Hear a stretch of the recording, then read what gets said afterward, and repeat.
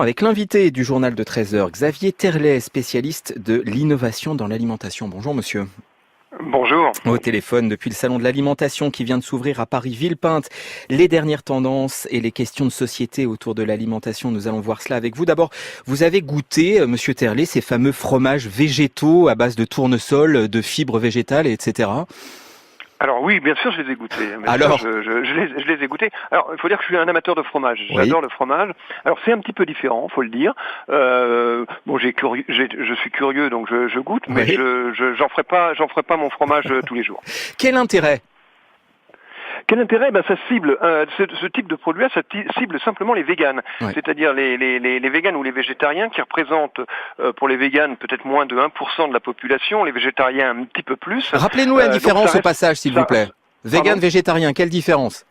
Un vegan, au-delà de ne pas manger de source animale, il ne s'habille pas, par exemple, avec du cuir. Ouais. Il ne porte pas de soie. Voilà, ça c'est le vegan, c'est le pur et dur. Ouais. Le végétarien, c'est uniquement au niveau alimentaire. D'accord. Donc ça représente 1% ou 2%, disons, de la population. Ça reste une niche, et il faut effectivement que ces personnes-là aient à disposition des produits qui répondent à leurs attentes. Mais aujourd'hui, véritablement, le marché n'est pas là. Le marché est auprès du grand public, disons, des gens qui représentent 40 ou 50% de la population, qu'on appelle, dans un mot compliqué quand même, les gens du marketing, flexitariens, c'est-à-dire ceux qui mettent davantage de végétaux dans leur alimentation au quotidien. C'est ceux-là, aujourd'hui, moins de viande, mais quand ils achètent de la viande, c'est de la viande de meilleure qualité, la plus haut de gamme, si j'ose dire, Oui.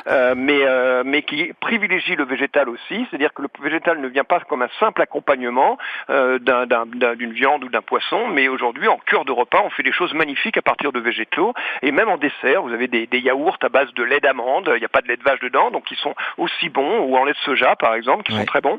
Voilà, c'est ce type de produit, mais qui s'adresse à tout le monde. Alors voilà deux exemples, vous avez anticipé ma question suivante au-delà du fromage au tournesol dont on parlait au début de l'entretien. Ça se traduit comment dans les travées du salon de l'alimentation et demain dans nos assiettes ?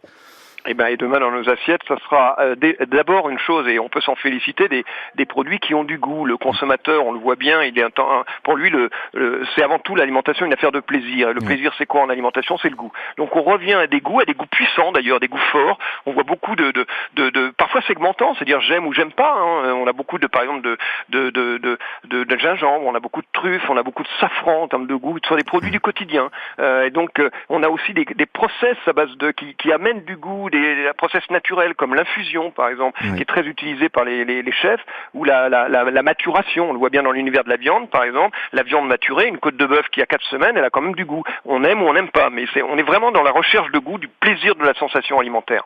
On est vraiment à un tournant dans notre rapport à l'alimentation, monsieur Terlet ?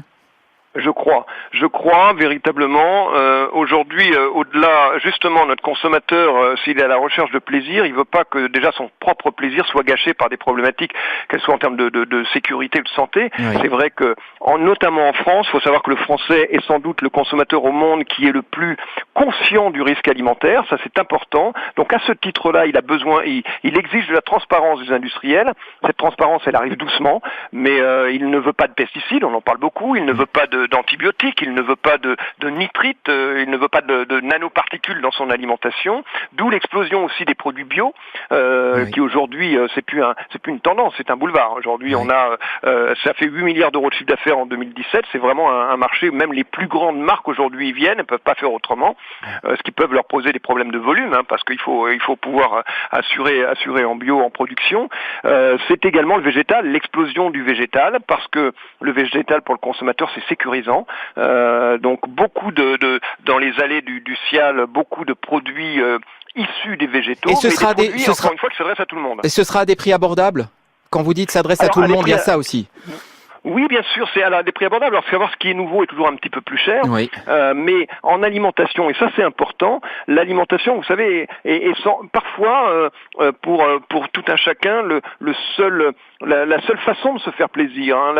C'est assez facile de se faire plaisir, peut-être parfois en mettant quelques centimes d'euros de plus dans sa tablette de chocolat ou dans son fromage, et on se fait vraiment un réel plaisir, parce que parfois se faire plaisir avec dans d'autres domaines, que ce soit emmener sa famille au cinéma ou aller ou aller dans un parc d'attractions, par exemple, c'est coûteux, c'est difficile, on ne le fait pas tout le temps. Tandis que l'alimentation, ça peut être des petites bulles de plaisir multi-quotidiennes, et ça, faut pas l'oublier. Donc, et c'est accessible à tout le monde, pratiquement accessible à tout le monde. Merci beaucoup Xavier Terlet, cabinet XTC, d'avoir répondu à nos questions à propos de ce salon de l'alimentation qui se tient